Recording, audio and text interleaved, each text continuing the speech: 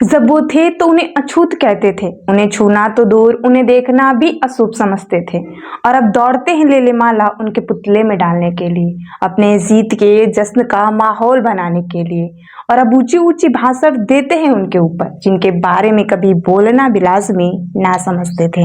नमस्कार दोस्तों, मेरा नाम है नेहा गौतम और आज हम बात करेंगे एक ऐसे इंसान, एक ऐसे व्यक्तित्व और एक ऐसे भगवान के बारे में जिन्हें बचपन में कुएं का पानी भी नहीं पीने दिया जाता था, लेकिन वही बड़े होकर भारत का संविधान निर्माता, भाग्य विधाता बना। जी हाँ, हम बात कर रहे हैं डॉक्टर भीमराव रामजी अंबेडकर, जिन्हें हम प्रेम से बाबा साहब कहते हैं। उनका जन्म 1891 में मध्य प्रदेश के छावनी में हुआ। वे अपने माता पिता के 14वें और सबसे छोटे बेटे थे। परिवार महार जाति का था, जिसे उस समय अछूत माना जाता था। बचपन में ही मां की मृत्यु हो जाने के कारण उनका पालन पोषण उनकी चाची ने किया। बाबा साहेब अपने बचपन से जुड़ी एक घटना का जिक्र करते हुए अपनी आत्मकथा में लिखते हैं कि मेरी माँ कहा करती कि अगर महार कपड़े खरीदने जाते तो उन्हें कपड़े दिखाए जाते थे। दुकानदार दुकान से ही कपड़े दिखा देता था, कीमत दूर से पूछनी पड़ती थी।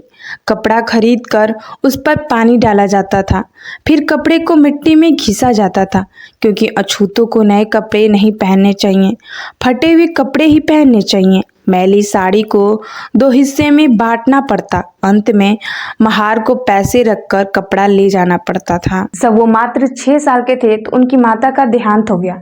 उनके पिता उनकी पढ़ाई पे बहुत जोर देते थे, लेकिन जब वो स्कूल जाते तो उन्हें कदम कदम पे परेशानियों का सामना करना पड़ता था। उन्हें क्लासरूम के अंदर बैठने नहीं दिया जाता था, या तो वो बाहर फर्श पे बैठ के पढ़ते या फिर बोरे पे पढ़ाई करते थे। कोई भी टीचर उन पे ध्यान नहीं देता था, क्योंकि वो एक छोटी जाति के थे।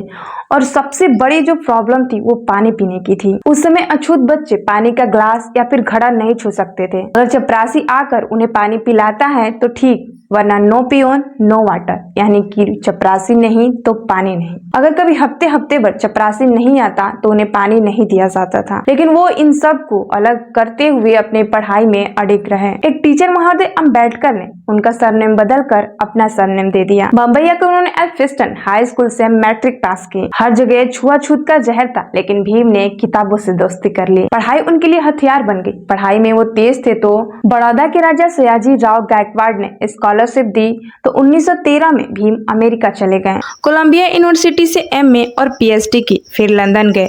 लंदन स्कूल ऑफ इकोनॉमिक्स से डीएससी की डिग्री ली और ग्रेस इन से बैरिस्टर वकील बन गए। बाबा साहेब दुनिया के सबसे ज्यादा पढ़े लिखे भारतीयों में से एक थे। कानून, अर्थशास्त्र, राजनीतिक जैसे विषयों में उन्होंने महारत हासिल की थी। भारत लौटे तो बड़ौदा के राजा को दिए गए वादे के अनुसार वहां नौकरी करने लगे, लेकिन वहां भी भेदभाव और छुआछूत का सिलसिला जारी रहा। वो अपनी आत्मकथा में लिखते हैं, मुझे बड़ौदा रियासत में नौकरी मिल गई, लेकिन मुझे बड़ौदा में रहने के लिए कोई घर नहीं मिला।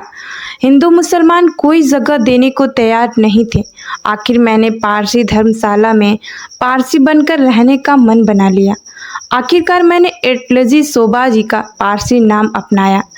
इधर लोगों में यह बात फैल गई कि महाराज एक शिक्षित महार युवक को बड़ौदा ले आए हैं। लोगों को शक था कि मैं पारसी बनकर धर्मशाला में चोरी छिपे रह रहा हूँ। मेरी गोपनीयता का भांडा फोड़ हुआ। पारसियों को पता चला कि मैं धर्मशाला में रहने वाला महार हूँ। अगले दिन मैं लंच करने के बाद ऑफिस के लिए निकल गया। इसी बीच 15-20 पारसी हाथ में लाठियाँ लेकर आए और पूछे, तुम कौन हो? मैंने कहा, मैं हिंदू हूँ। इस जवाब से वे संतुष्ट नहीं हुए।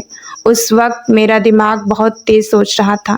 मैंने निडर होकर उनसे 8 घंटे का समय मांगा। दिन भर दूसरी जगह कोशिश की, लेकिन कहीं जगह नहीं मिली।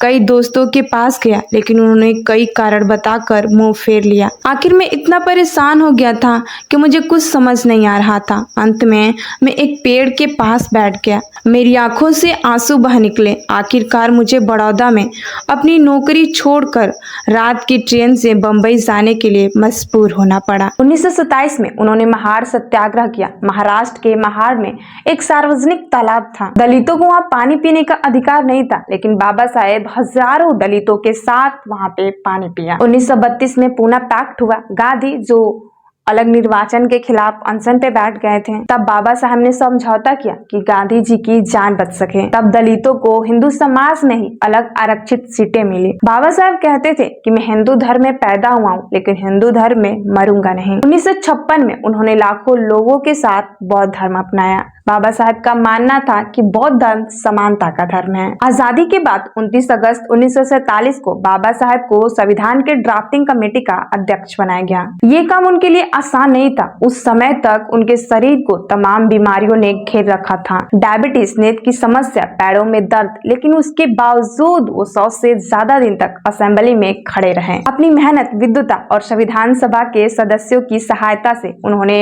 26 नवंबर 1949 को भारत का गौरवशाली संविधान बनाया। वो संविधान जो विश्व का सबसे बड़ा लिखित संविधान बना, जो 26 जनवरी 1950 को लागू हुआ। बाबा साहब ने कहा था कि राजनीतिक लोकतंत्र तब तक ठीक नहीं हो सकता जब तक कि सामाजिक और आर्थिक लोकतंत्र ठीक ना हो। वे चाहते थे कि हर व्यक्ति को बराबरी का अधिकार मिले, एक व्यक्ति, एक वोट, एक मूल्य। 6 दिसंबर 1956 को बाबा साहब इस दुनिया से चले गए, लेकिन उनकी विरासत आज भी यहाँ जिंदा है। बाबा साहब ने ये साबित कर दिया कि चाहे कितनी भी परिस्थितियां खराब हो, अगर इरादा मजबूत हो तो ऊंचाई छू ही जाओगे। मिलते हैं नेक्स्ट वीडियो में नेक्स्ट टॉपिक के साथ। तब तक के लिए जय भीम, जय हिंद, जय संविधान।